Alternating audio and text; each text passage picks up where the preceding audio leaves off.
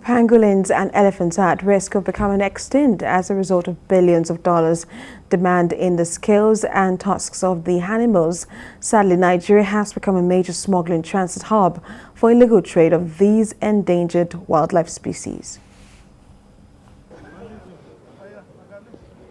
The showcase of wildlife seizures is a recurring phenomenon in Nigeria. Available statistics indicate that illegal wildlife trade is worth between $7 billion and $23 billion a year, making it one of the most profitable criminal enterprises. Since 2014, there has been a radical shift in illegal wildlife trade from East Africa to West Africa, predominantly Nigeria, which has emerged an attractive destination for smugglers. While China remains the largest importer of wildlife and animal products, thereby driving demand for animals from around the world. The blatant disregard for the Convention on International Trade in Endangered Species on a daily basis threatens the survival of these animals, even when it is an absolute prohibited trade. Absolute prohibition for export, which falls down up to item 8 in the export prohibition list.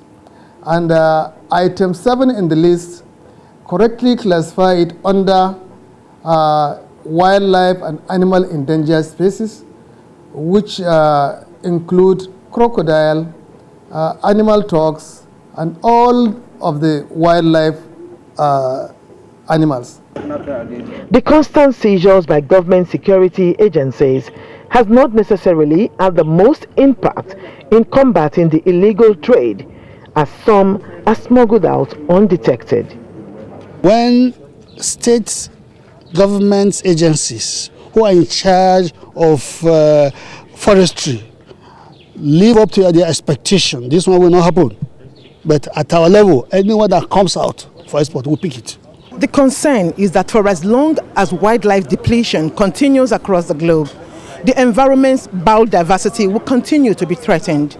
The continued depletion of wildlife trigger warnings from a renowned environmentalist, Desmond Majekodumi, who says that nature will fight back to take what it owns. Every single one of those creatures has an important role to play, like the pangolin. The pangolin is one of the few creatures that can control the ant population, the termite population. Termites have a role to play as well. They break down biodiversity, but if there's too much termites, there shall be too much problem of the breaking down of plants. So pangolins are there to control them. Pangolins are now being taken out. Why? Because it's financially viable. The scale of the pangolin, there's a myth that it is medicinal, whereas actually it has the same qualities as your fingernail. He knows that the gradual extinction of some of these wildlife species comes with dire consequences. And it bounces back on us. It's an implication on our biodiversity, and it'll bounce back on us. You see, God can forgive almost all the time. Man can forgive a lot of the time.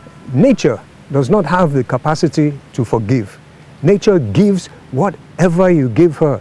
The need for government to pay more attention to the major issue driving wildlife extinction in the country has been underscored, with particular reference to more enlightenment of the populace, stricter enforcement, and stiff penalty for offenders. Ifunanya Eze, TVC News, Lagos.